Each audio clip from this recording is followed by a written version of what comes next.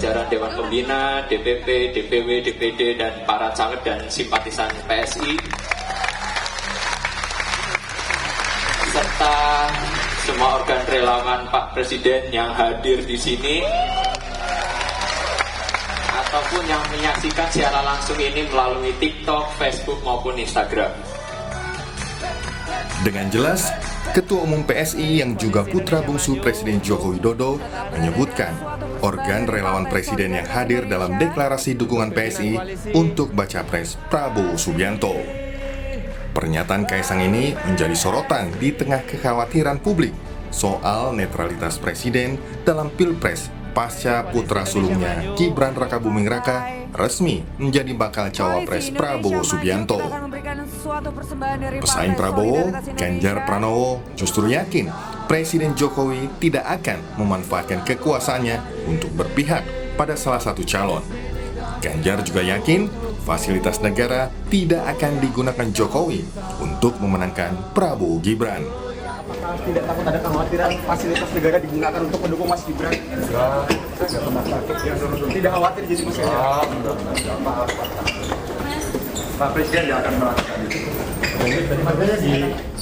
Senada dengan Ganjar Pranowo, bakal capres dari Koalisi Perubahan Anies Baswedan meyakini Presiden Joko Widodo akan netral di Pilpres kali ini. Anies juga menegaskan, jika menang Pilpres dengan cara yang netral, itu keren. Kami yakin Presiden akan bersikap netral, Presiden akan menjaga agar kewibawaan proses demokrasi kita tetap tinggi dan keren kan? Kalau menang netral. Ada kekhawatiran Mas Gibran akan menggunakan fasilitas pemerintahan? Rasanya enggak. Semua media nonton, semua rakyat nonton, betul nggak? Pengamat politik dari Carta Politika, Yunarto Wijaya mengingatkan, munculnya spekulasi soal Pilpres 2024 yang tidak netral pasca Gibran jadi bacawa pres Prabowo.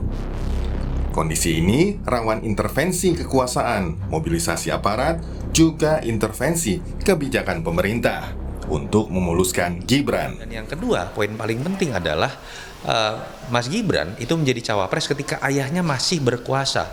Disitulah kemudian terjadi spekulasi mengenai pemilu jangan-jangan akan dipenuhi oleh mobilisasi aparat, oleh sesuatu yang tidak netral. Ada intervensi kekuasaan di situ, ada intervensi kebijakan pemerintah yang akan dilekatkan dengan Mas Gibran sebagai anak kandung. Dalam pemilu 2024 akan digelar pada Februari 2024. Pada masa tersebut, Presiden Jokowi masih memimpin negeri ini. Harus ada komitmen bersama, tidak hanya dari Jokowi, tapi juga dari para calon yang bertarung untuk tidak menggunakan fasilitas negara serta melakukan intervensi kebijakan hanya demi memuluskan meraih kekuasaan. Tim Liputan